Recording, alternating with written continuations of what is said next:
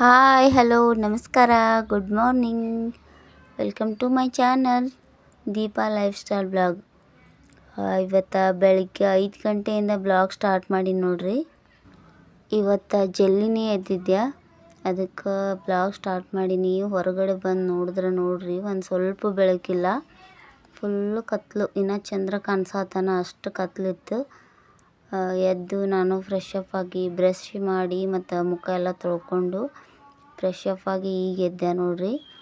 Fresh up ಆಗಲಿಲ್ಲ ಅಂದ್ರೆ ನಿದ್ದೆನೇ ಹೋಗೋದಿಲ್ಲ.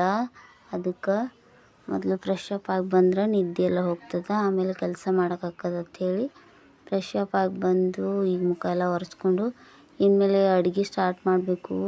ಅಡುಗೆ ಜಲ್ದಿನೇ ಮಾಡತ್ತಿದ್ದೆ ಇವತ್ತು. ಯಾಕಂದರೆ ಇವತ್ತು ಬೆಳಗ್ಗೆನೇ ಕೆಲ್ಸಕ್ಕೆ ಹೋಗೋರಿದ್ರು 6 ಗಂಟೆಗೆ ನಮ್ಮ ಮನೆಯವರು. ಇಲ್ಲಿ ಸಿಕ್ಕಾಪಟ್ಟೆ ಬಿಸಿಲು ಐತಲ್ಲ, ಅದಕ್ಕೆ 6 ಗಂಟೆಗೆ ಹೋಗಿ 2 ಗಂಟೆಗೆಲ್ಲ ಬಂದುಬಿಡ್ತಾರೆ ಕೆಲ್ಸಕ್ಕೆ ಹೋಗಿ. ಅದಕ್ಕೆ ಜಲ್ದಿನೇ ಹೋಗಿ ಬರ್ತಾರೆ.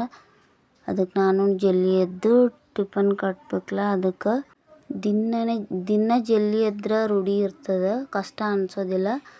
ಆದ್ರೆ ಫಸ್ಟ್ ಟೈಮ್ ಹೇಳ್ಬೇಕಂದ್ರೆ ಸ್ವಲ್ಪ ಎಚ್ಚರ ಆಗೋದಿಲ್ಲ. ಅದಕ್ಕೆ ಈಗ ಸ್ವಲ್ಪ ರೂಢಿ ಬಿದ್ದಾಗೈತಿ. ಈಗ ಡೈಲಿನೂ ಬೆಳಗ್ಗೆನೇ ಹೊಂಟಾರ ಕೆಲ್ಸಕ್ಕೆ. ಅದಕ್ಕೆ ಇದೇ ಚಲೋ ಅನ್ನಿಸ್ತದೆ, ಜಲ್ದಿ ಎದ್ದು ಎಲ್ಲ ಕೆಲಸ ಮಾಡ್ಕೊಂಡ್ಬಿಟ್ರೆ ಚಲೋ ಅನ್ಸುತ್ತೆ. ಬಿಸಿಲೊಳಗೆ ಅಡುಗೆ ಮಾಡೋದಂದ್ರೆ ಕಷ್ಟ ಆಗ್ತದೆ. ಅದಕ್ಕೆ ಬೆಳಗ್ಗೆ ಜಲ್ದಿ ಕೆಲಸ ಎಲ್ಲನೂ ಆಗ್ತದೆ, ಹಾಗೆ ಅಡುಗೆ ಕೆಲಸನೂ ಆಗ್ತದೆ. ಬಿಸಿಲು ಆಗೋಟ್ಲೇ ಎಲ್ಲ ಕೆಲಸನೂ ಆಗಿ ಹೋಗ್ತದೆ. ಅದಕ್ಕೆ ಎಲ್ಲನೂ ಕ್ಲೀನ್ ಮಾಡ್ಕೊಂಡು ಕಟ್ಟಿ ಎಲ್ಲನೂ ಒರೆಸ್ಕೊಂಡೆ. ನೀರೆಲ್ಲ ಹೊಡೆದ್ಬಿಟ್ಟು ಸ್ವಚ್ಛ ತೊಳ್ಕೊಂಡು ಆಮೇಲೆ ಈಗ ಅಡುಗೆ ಸ್ಟಾರ್ಟ್ ಮಾಡಬೇಕು. ಇವತ್ತು ಕಡಲೆಬೇಳೆ ಪಲ್ಯ ಮತ್ತು ರೊಟ್ಟಿ ಮಾಡಬೇಕು ಅಂದ್ಕೊಂಡೀನಿ. ಅದಕ್ಕೆ ಎಲ್ಲನೂ ರೆಡಿ ಮಾಡ್ಕೋಬೇಕು ನೋಡ್ರಿ. ಫಸ್ಟಿಗೆ ಫ್ರಿಜ್ ಒಳಗಿಂದೆಲ್ಲ ತರಕಾರಿನ ತೊಗೊಂಡು ಕಟ್ ಮಾಡಿಕೊಂಡು ಈಗ ಒಗ್ಗರಣೆ ಎಲ್ಲನೂ ಹೊಡಿಬೇಕು. ತರಕಾರಿ ರಾತ್ರಿನೇ ಕಟ್ ಮಾಡಿ ಇಡ್ಬೇಕಂದೆ, ಬೇಡ ಅನ್ನಿಸ್ತು. ರಾತ್ರಿ ಕಟ್ ಮಾಡಿ ಇಡಬಾರ್ದಂತೆ ಫ್ರಿಜ್ ಒಳಗೆ. ಅದಕ್ಕೆ ಕಟ್ ಮಾಡಲಿಲ್ಲ. ಅದಕ್ಕೆ ಈಗ ಮಾಡ್ಕೊಳತ್ತೀನಿ. ಉಳ್ಳಾಗಡ್ಡಿ, ಟೊಮೊಟೊ ಮತ್ತು ಕೊತ್ತಂಬರಿ ಇಷ್ಟೆಲ್ಲನೂ ಕಟ್ ಮಾಡಿಕೊಂಡು ಈಗ ಬೇಳೆನ ಒಗ್ಗರಣೆ ಹಾಕಬೇಕು. ಬಿಸಿಲು 40 ಡಿಗ್ರಿ ಸೆಲ್ಸಿಯಸ್ 45 ತನಕ ಐತಿ. ಈಗಂತೂ ಕೆಲಸ ಮಾಡೋಕೆ ಭಾಳ ಕಷ್ಟ ಅನ್ಸತ್ತೆ, ಸುಸ್ತಾಗತ್ತೈತಿ. ಅದಕ್ಕೆ ಬೆಳಗ್ಗೆ ಜಲ್ದಿನೇ ಎದ್ದು ಎಲ್ಲ ಕೆಲಸ ಮಾಡ್ಕೊಂಡ್ಬಿಟ್ರೆ ಬಿಸಿಲಾಗೋಷ್ಟ್ರೊಳಗೆ ಎಲ್ಲ ಕೆಲಸ ಆಗಿಬಿಡ್ತೈತಿ, ಆಮೇಲೆ ರೆಸ್ಟ್ ಮಾಡ್ಬೋದು. ಅದಕ್ಕೆ ಜಲ್ದಿ ಎಲ್ಲನೂ ಹೀಗೆ ಅಡುಗೆ ಮಾಡ್ಕೊಳತ್ತೀನಿ ನೋಡ್ರಿ. ಅದಕ್ಕೆ ಉಳ್ಳಾಗಡ್ಡಿ, ಟೊಮೊಟೊ, ಕೊತ್ತಂಬರಿ, ಕರಿಬೇವು ಎಲ್ಲನೂ ರೆಡಿ ಮಾಡಿದೆ. ಇದು ಕಡಲೆಬೇಳೆ ರಾತ್ರಿನೇ ನೆನೆ ಇಟ್ಟಿದ್ದೆ. ಕಡಲೆಬೇಳೆ ಉದ್ರ ಬೇಳೆ ಮಾಡತ್ತಿದ್ದೆ ಇವತ್ತು. ಅದನ್ನು ನೆನೆ ಇಟ್ಟಿದ್ದೆ, ಚಲೋತ್ತಿಗೆ ನೆನೆದಿದ್ದು ಕಾಳೆಲ್ಲನೂ ಈಗ ನೀಟ್ಗೆ ತೊಳ್ಕೊಂಬಿಟ್ಟು ಈಗ ಒಗ್ಗರಣೆ ಹಾಕಬೇಕು. ಈ ಕಡಲೆಬೇಳೆ ಪಲ್ಯ ರೊಟ್ಟಿಗೆ ಚಪಾತಿಗೂ ಭಾಳ ಚಲೋ ಅನ್ನಿಸ್ತೈತಿ. ಚಪಾತಿ ಜೊತೆ ಅಂತೂ ಬೆಸ್ಟ್ ಕಾಂಬಿನೇಷನ್. ಈಗ ಅದಕ್ಕೆ ಒಗ್ಗರಣೆಗೆ ಸ್ವಲ್ಪ ಎಣ್ಣೆ ಹಾಕಿ ಸಾಸಿವೆ, ಜೀರಿಗೆ ಮತ್ತು ಕರಿಬೇವು, ಇದು ಉಳ್ಳಾಗಡ್ಡಿ ಇದೆಲ್ಲನೂ ಹಾಕ್ತೀನಿ. ಹಾಕ್ಬಿಟ್ಟು ಚಲೋತ್ತಿಗೆ ಫ್ರೈ ಆಗಲಿದ್ದು ಉಳ್ಳಾಗಡ್ಡಿ ಎಲ್ಲನೂ ಚಲೋತ್ತಿಗೆ ಫ್ರೈ ಆದಮೇಲೆ ಸ್ವಲ್ಪ ಅರಿಶಿಣ ಪುಡಿ ಹಾಕಿ ಚಲೋತ್ತಿಗೆ ಫ್ರೈ ಮಾಡಿ ಆಮೇಲೆ ಟಮಾಟಿನೂ ಹಾಕಬೇಕು. 1 ಟೊಮೊಟೊ ಕಟ್ ಮಾಡಿದ್ದೆ, ಅದನ್ನು ಹಾಕ್ಬಿಟ್ಟು ಸ್ವಲ್ಪ ಇದಕ್ಕೆ ರುಚಿಗೆ ಎಷ್ಟು ಬೇಕು ನೋಡ್ರಿ ಅಷ್ಟು ಉಪ್ಪು ಮತ್ತು ಖಾರ ಎಷ್ಟು ಬೇಕು ಅಷ್ಟು ಖಾರ ಹಾಕ್ಕೊಂಡು ಎಲ್ಲ ಚಲೋತ್ತಿಗೆ ಮಿಕ್ಸ್ ಆದಮೇಲೆ ಈಗ ಬೇಳೆ ಹಾಕ್ಕೊಳತ್ತೀನಿ. ನೆನೆಸ್ಕೊಂಡಿರೋ ಬೇಳೆನ ಹಾಕಿ ಈಗ ಎಲ್ಲ ಮಿಕ್ಸ್ ಮಾಡಬೇಕು.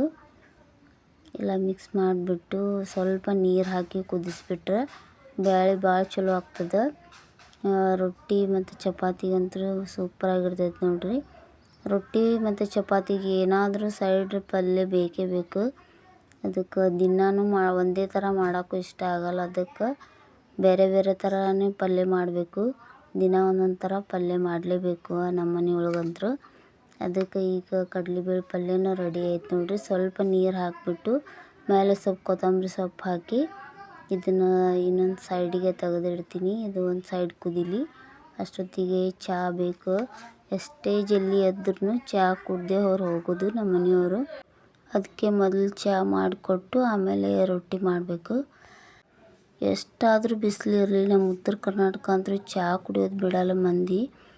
ಬಿಸಿಲೊಳಗೂ ಚಹಾ ಕುಡಿತಾರೆ, ಎಲ್ಲ ಟೈಮ್ನೂ ಚಹಾ ಕುಡಿತಾರೆ. ಅದ್ರೊಳಗೆ ನಮ್ಮ ಮನೆಯವರು ಒಬ್ಬರು ಸಿಕ್ಕಾಪಟ್ಟೆ ಚಹಾ ಕುಡಿತಾರೆ ಅವರಂತೂ. ಈಗ ಚಹಾ ಮಾಡಿಕೊಟ್ಟು ಆಮೇಲೆ ರೊಟ್ಟಿ ಮಾಡ್ತೀನಿ. ಪಲ್ಯನೂ ಕುದಿಯತೈತೆ ಒಂದು ಸೈಡ್. ಪಲ್ಯ ಆದಮೇಲೆ ರೊಟ್ಟಿನೂ ಮಾಡಿ ಡಬ್ಬಿ ಕಟ್ಬೇಕು ನೋಡ್ರಿ. ಈಗ ಚಹಾ ಕುದಿಯೋಷ್ಟ್ರೊಳಗೆ ಹಿಟ್ಟೆಲ್ಲ ನಾದ್ಕೊಂಡು ಈಗ ರೊಟ್ಟಿನ ಮಾಡ್ತೀನಿ. ಅಷ್ಟೊತ್ತಿಗೆ ಚಹಾ ಉಕ್ಕಿ ಬಿಡ್ತು ಹಿಟ್ಟು ತೊಗೊಳ್ಳೋಷ್ಟರಲ್ಲಿ. ಈಗ ಪಲ್ಯನೂ ರೆಡಿ ಆಯಿತು ಮತ್ತು ಚಹಾನೂ ಮಾಡಿಕೊಟ್ಟೆ. ಈಗ ರೊಟ್ಟಿನೂ ಮಾಡತ್ತೀನಿ. ಜೋಳದ ರೊಟ್ಟಿ ಮಾಡಿ ಡಬ್ಬಿ ಕಟ್ತೀನಿ. ಜೋಳದ ರೊಟ್ಟಿ ಮಾಡೋಕೆ ಸ್ವಲ್ಪ ಜಿಗಿ ನೀರು ಹಾಕಿಬಿಟ್ಟು ರೊಟ್ಟಿ ಮಾಡ್ತೀನಿ. ಜೋಳದ ರೊಟ್ಟಿ ಮಾಡೋಕೆ ಅಷ್ಟೊಂದು ಕಷ್ಟ ಅನಿಸಲ್ಲ. ನಮ್ಗೆ ದಿನ ಮಾಡಿ ರೂಢಿಯಾಗಿರ್ತಲ್ಲ, ರೊಟ್ಟಿ ಮಾಡೋದೇನು ಅಷ್ಟು ಕಷ್ಟ ಅನಿಸಲ್ಲ. ಜಿಗಿ ಜಾಸ್ತಿ ಹಾಕೊಂಡ್ಬಿಟ್ಟೆ, ಅದಕ್ಕೆ ಸ್ವಲ್ಪ ಗಟ್ಟಿಯಾಗಿತ್ತು. ಅದಕ್ಕೆ ಬೆಲ್ಲುನಿಗೆಲೆ ಲಟಾಸಿ ರೊಟ್ಟಿ ಮಾಡತ್ತಿದ್ದೆ. ಈಗೆಲ್ಲ ಜಾಸ್ತಿ ರೊಟ್ಟಿನ ಬೆಲ್ಲುನಿಗೆ ಮಾಡತ್ತಾರೆ, ಜಾಸ್ತಿ ಕೈಲಿಂದ ಬಡಿಯೋದಿಲ್ಲ ಯಾರು. ಬೆಲ್ಲುನಿಂದ ಮಾಡೋದ್ರಿಂದ ತೆಳ್ಳಗನ ಆಗುತ್ತೆ ಮತ್ತು ಚಲೋ ಆಗ್ತಾವೆ ರೊಟ್ಟಿನೂ. ಈ ರೊಟ್ಟಿ ಎಲ್ಲನೂ ಮಾಡಿ ಮತ್ತು ಡಬ್ಬಿ ಎಲ್ಲನೂ ಕಟ್ಟಿದೆ ನಾನು. ಡಬ್ಬಿ ಎಲ್ಲ ಕಟ್ಟಿ 6 ಗಂಟೆಗೆ ಅವರು ಕೆಲ್ಸಕ್ಕೆ ಹೋದರು. ಆಮೇಲೆ ನಾನು ಜಳಕ ಎಲ್ಲನೂ ಮಾಡಿಕೊಂಡು ಈಗ ಬ್ರೇಕ್ಫಾಸ್ಟ್ ಮಾಡತ್ತೀನಿ ನೋಡ್ರಿ. ನಾನು ರೊಟ್ಟಿ ಪಲ್ಯ ಏನು ತಿನ್ನಲಿಲ್ಲ ನಾನು. ನಮ್ಮ ಅಕ್ಕ ಸ್ಯಾಂಡ್ವಿಚ್ ಮಾಡಿದ್ಲು, ಬೆಂಗಳೂರಿಂದ ಬಂದಾಳ ನಮ್ಮ ಅಕ್ಕ. ಆಕೆ ಸ್ಯಾಂಡ್ವಿಚ್ ಮಾಡಿಕೊಟ್ಟಿದ್ಲು, ಅದು ಸ್ವಲ್ಪ ತಿಂದು ಮಧ್ಯಾಹ್ನ ಸ್ವಲ್ಪ ರೆಸ್ಟ್ ಮಾಡಿ ಈಗ ಸಂಜೆಯಿಂದ ಮತ್ತೆ ಸ್ಟಾರ್ಟ್ ಮಾಡೀನಿ ನೋಡ್ರಿ ಕೆಲಸ. ಸಂಜೆ ಬ್ಲಾಗ್ ಇದು. ಈಗ ಫ್ರಿಜ್ ಸಿಕ್ಕಾಬಿಟ್ಟೆ ಹೊಲಸಾಗಿತ್ತು, ಎಲ್ಲ ಹಾಗೆ ಇಟ್ಬಿಟ್ಟಿದ್ವಿ. ಎಲ್ಲ ಗಲೀಜು ಕಾಣತಿತ್ತು. ಅದಕ್ಕೆ ಫ್ರಿಜ್ ಎಲ್ಲನೂ ಕ್ಲೀನ್ ಮಾಡ್ಬೇಕತ್ತ ಎಲ್ಲ ತೆಗೆದಿಟ್ಟಿದ್ದೆ. ಮತ್ತು ಕಾಯಿಪಲ್ಯನೂ ತೊಗೊಂಬಂದಿದ್ರು, ಅದನ್ನೆಲ್ಲನೂ ಜೋಡಿಸ್ಕೋಬೇಕಾಗಿತ್ತು. ಅದಕ್ಕೆ ಮೊದಲು ಫ್ರಿಜ್ ಎಲ್ಲನೂ ಕ್ಲೀನ್ ಮಾಡಿ ಆಮೇಲೆ ಕಾಯಿಪಲ್ಯ ಇಡಬೇಕಂತ ಹೇಳಿ ಈಗ ಎಲ್ಲನೂ ತಿಕ್ಕೊಳತ್ತೀನಿ. ಈ ಡೋರ್ ಒಳಗಿನ ಗ್ಲಾಸ್ ಬರೋದಿಲ್ಲ, ಅದು ಬಂದರೆ ಸ್ವಚ್ಛಗೆ ತಿಕ್ಬೋದಿತ್ತು. ಅದು ಬರ್ತಾನೆ ಇಲ್ಲ, ಅದಕ್ಕೆ ಅಲ್ಲೇ ತಿಕ್ಬಿಟ್ಟು ಎಲ್ಲನೂ ಒರೆಸ್ಬೇಕು ನೋಡ್ರಿ. ಈಗೆಲ್ಲನೂ ಕ್ಲೀನಿಗೆ ಎಲ್ಲ ತಿಕ್ಕೊಂಡು ಸ್ವಲ್ಪ ಒರೆಸ್ದೆ. ಆಮೇಲೆ ನನ್ನ ಮಗಳು ಬಂದು ನಾನು ಕ್ಲೀನ್ ಮಾಡ್ತೀನಿ ಅಂತ ಹೇಳಿದ್ಲು. ಅದಕ್ಕೆ ಆಕೆಗೆ ಎಲ್ಲ ಸ್ವಿಚ್ ಎಲ್ಲ ತೆಗ್ದಿದ್ದೆ, ಕರೆಂಟ್ ಸ್ವಿಚ್ ಎಲ್ಲನೂ. ಅದಕ್ಕೆ ಆಕೆಗೆ ಕ್ಲೀನ್ ಮಾಡಕ್ಕೆ ಬಿಟ್ಟು ಅದ್ರೊಳಗಿನ ಗ್ಲಾಸ್ ಎಲ್ಲ ಇತ್ತಲ್ಲ, ಮತ್ತು ಸಿಕ್ಕಾಪಟ್ಟೆ ಪಾತ್ರೆ ಎಲ್ಲನೂ ಇತ್ತು. ಅದಕ್ಕೆ ಎಲ್ಲನೂ ತಿಕ್ಕಬೇಕಿತ್ತು. ನಾನು ತಿಕ್ಕಿದೆ, ಅವಳೆಲ್ಲನೂ ಫ್ರಿಜ್ ಒರೆಸಿದ್ಲು. ಆಮೇಲೆ ಎಲ್ಲನೂ ಒಣಗಿದ್ಮೇಲೆ ಎಲ್ಲ ಫ್ರಿಜ್ ಒಳಗಿಂದ ಎಲ್ಲ ಬಾಂಡೆನೂ ಕ್ಲೀನಿಗೆ ತಿಕ್ಕಿದಾದ್ಮೇಲೆ ಈಗ ಒರೆಸ್ಕೊಂಡು ಅದನ್ನೆಲ್ಲನೂ ಜೋಡಿಸ್ಕೊಳತ್ತೀನಿ ನೋಡ್ರಿ. ಫ್ರಿಜ್ ಆಗಾಗ ಕ್ಲೀನ್ ಮಾಡ್ಕೋತೇ ಇರಬೇಕು, ಇಲ್ಲಾಂದ್ರೆ ಭಾಳ ಗಲೀಜಾಗಿಬಿಡ್ತೈತೆ ಮತ್ತು ಸ್ಮೆಲ್ನೂ ಬರ್ತೈತಿ. ಅದಕ್ಕೆ ಎಲ್ಲನೂ ಕ್ಲೀನಿಗೆ ತೊಳೆದ್ಬಿಟ್ಟು ಫ್ರಿಜ್ ಕವರ್ ಎಲ್ಲ ತರಿಸಿದ್ದೆ, ಅದನ್ನು ಹಾಕಿ ಆಮೇಲೆ ನೀಟಿಗೆ ಎಲ್ಲನೂ ಡಬ್ಬಿ ಮತ್ತು ಕಾಯಿಪಲ್ಯ ಎಲ್ಲನೂ ಜೋಡಿಸ್ಕೊಂಡೆ ನೋಡ್ರಿ. ಹಿಂಗೆ ಕ್ಲೀನಿಗೆ ಕಾಣತ್ತಿತ್ತು. ಆಮೇಲೆ ಎಲ್ಲ ಪೂರ್ತಿನೂ ಕ್ಲೀನ್ ಆದಮೇಲೆ ಈಗ ಸಮಾಧಾನ ಆಯ್ತು ನೋಡ್ರಿ. ಫ್ರಿಜ್ ಪೂರ್ತಿ ಕ್ಲೀನ್ ಆದಮೇಲೆ ನಮ್ಮ ಹೆಣ್ಮಕ್ಳಿಗೆ ಕಿಚನ್ ಎಷ್ಟು ಕ್ಲೀನ್ ಇದ್ದರೂ ಸಾಲೋದಿಲ್ಲ, ಮತ್ತೆ ಹಾಕಿರ್ತದೆ. ಅದಕ್ಕೆ ಕ್ಲೀನ್ ಇದ್ರೇ ಖುಷಿ ಅನ್ನಿಸ್ತೈತಿ. ಫ್ರಿಜ್ ಎಲ್ಲನೂ ಕ್ಲೀನ್ ಮಾಡಿದ್ಮೇಲೆ ಈಗ ಫುಲ್ ಸುಸ್ತಾಗಿತ್ತು ನನಗಂತೂ. ಅಷ್ಟು ಕ್ಲೀನ್ ಮಾಡೋಟ್ಲೆ ಭಾಳ ಜಾಸ್ತಿ ಹೊತ್ತು ಟೈಮ್. ಈಗೆಲ್ಲನೂ ಕ್ಲೀನ್ ಆದಮೇಲೆ ಈಗ ಸುಮ್ಮನೆ ಸ್ನ್ಯಾಕ್ಸ್ ತಿನ್ಕೋತ ಕೂತಿದ್ದೀವಿ ನೋಡ್ರಿ ಎಲ್ಲರೂ. ಬುಧವಾರ ಸಂತೆ ಒಳಗೆ ಸೇವಾ ತೊಗೊಂಬಂದಿದ್ರು.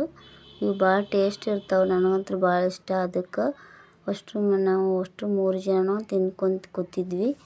ಆಮೇಲೆ ರಾತ್ರಿ ಊಟಕ್ಕೆ ನುಗ್ಗೆಕಾಯಿ ಸಾರು ಮಾಡಬೇಕು ಅಂತ ನುಗ್ಗೆಕಾಯಿನೂ ಕಟ್ ಮಾಡಿಕೊಂಡೆ.